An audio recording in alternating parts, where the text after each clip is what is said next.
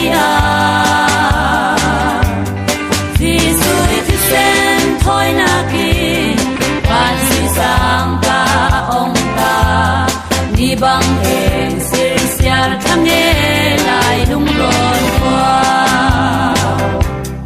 sikai jang mo pi puta samual in liang santa mo shin hiang thang tar rin lung kil ki ten kan lam mi phim ta thiam mi ral tha swak thang e nau non sana hong kil sa lin hu thiam hai se la kan ti